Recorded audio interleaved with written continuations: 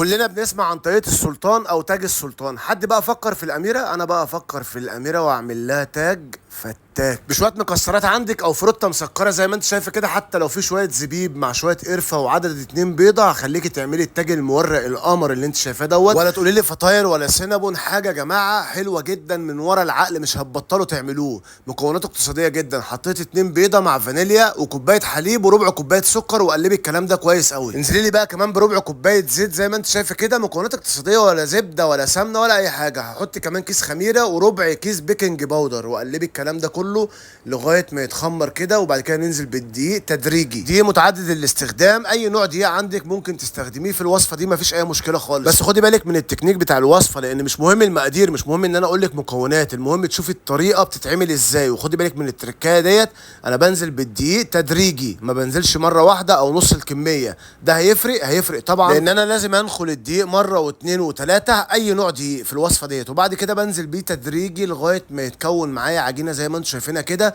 بتكون بتلزق شويه، ولكن انا بحط كمان شويه زيت وابتدي اقلب بقى واستخدم ايديا. انا عارف ان الخطوه ديت محتاجه عضلات. خدي بقى ابنك كده، خليه يشغل عضلاته. خدي يا حبيبي رايح التمرين النهارده، تعالى مرنك في البيت، وخليه يعمل لك العجينه ديت. او بقى ببركه ايديك يا امي تعمليها وتطلع معاكي زي القمر كده، واحسن مني كمان.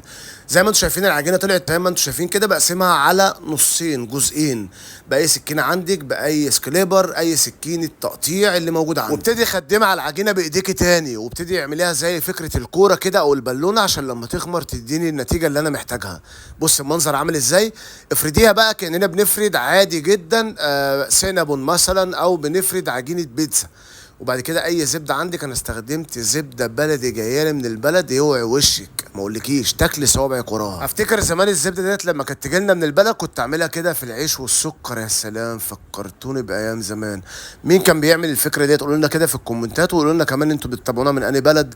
وبتشرف بيكم طبعا على راسي من فوق. وان شاء الله نعمل لكم كل الوصفات اللي انتوا عايزينها بكل سهوله وبمكونات اقتصاديه. بعمل الخطوه الثانيه نفس الكلام، بدهن الزبده كده زي ما انتوا شايفين. عندك بقى شويه مكسرات. انا كان عندي شويه عين جمل من رمضان، طلعتهم عملت بيهم الوصفه ديت. ببتدي اكسرهم كده مجروشين مش ناعمين باودر. عندي كمان فروته مسكره، وعندي كمان شويه قرفه. يعني ظبطي الدنيا بقى، الطعم اللي انت بتحبيه. الفكره كلها في العجينه. خلي بالك العجينه هشه وجميله، تاكلي صوابعك وراها، مش محتاجه اصلا يعني افتكاسات او غلبه منك ولا حاجه. تبتدي برضو تاخدي بقى. بصي خدي بالك من الخطوه دي. مسكت الجزء الاولاني حطيته جوه الجزء الثاني، وابتديت اعملهم رول زي ما انت شفت كده. الخطوه ديت حاولي ترجعيها لو ما خدتيش بالك. بعد كده بقسمها بالسكينه زي ما انتم شايفين كده، وابتدي اعملها رول تاني. خدي بالك برضو من التكنيك ده قوي. شايفه المنظر عامل ازاي؟ بلفها كده حوالين داير لغايه ما اوصل للجزء الاخير. ببتدي افتح بالسكينه كده والفها رول كلها زي ما انتم شايفين. ايوه، خطوه مهمه جدا. خدي بالك ايه الجمال ده. بص الحشو عامل ازاي، بص التوريقه عامله ازاي، ما شاء الله. ولا كرواسون ولا باتيه ولا تقولي لي اي حاجه في الدنيا، ولا حتى السينابون. صينيه مدهونه بالزبده، وبعد كده تنزلي تسيبيها تخمر كده، تنزلي فيها. خليها بقى الفرن على درجه حراره 180. تخرج بعد نص ساعه بالمنظر ده. ايه رايك بقى؟ بتتقلب معاكي طبعا بكل سهوله. بص المنظر عامل ازاي، يا مزاجه. حاجه بامانه يعني شغل عالي قوي. اتمنى تجربيها. فرحي الولاد وابو الولاد ياخدوهم رايحين المدارس، وهو رايح الشغل يفضل يدعي لك طول النهار. هتلاقي بقى مصروف البيت زاد، وهتلاقي الدنيا اتروقت كده. ناقصك معديه في المطبخ، ناقصك ادوات في المطبخ. خدي يا ام محمد هاتلنا واعملي لنا تاج الاميره. انسي حاجه كده يعني سحر يا جماعه. فعلا طعمها روعه الروعه. اتمنى تجربوها. مكونات فعلا كلها عندك في درج التلاجة. قومي اعمليها ومش هتاخد منك وقت ولا حتى محتاجه منك مجهود. بص المنظر بقى وانا بقطعها عامل ازاي. عندك صوص بقى شوكليت مثلا، كراميل، اي صوص عندك، مش محتاجه اصلا غير شويه سكر بودر كده زي ما انا رشيت.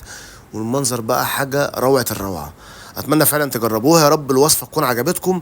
ان شاء الله دايما بنحاول على قد ما نقدر نعمل لكم وصفات تكون اقتصاديه. ولو انتم محتاجين مننا اي وصفه قولوا لنا في الكومنتات، وقولوا لنا كمان بتتابعونا من انهي بلد. وان شاء الله نشوفكم دايما في حلقات جديده مبتكره اوروبيه بقى عربيه، ولكن بلمسه مصريه. حطيت سكر بودر زي ما انتم شايفين كده. حاجه يا جماعه. وصوص شوكليت بقى. وعملت كده سلايس حلو كده. ايه، اقعد كده اكله مع كوبايه شاي بحليب، كوبايه قهوه الصبح، يا مزاجه بجد. حاجه خطيره. يا رب الوصفه تكون عجبتكم، وقولوا لنا رايكم ايه في الكومنتات. ولو وصلتوا لحد هنا في الفيديو ما تنسوش تعملوا لايك وشير، عشان خاطر اي فيديو بننزله يجي لكم بيه اشعار. وتقولوا لنا كمان دايما في لايف او في فيديو او في وصفه فتاكه. السلام عليكم.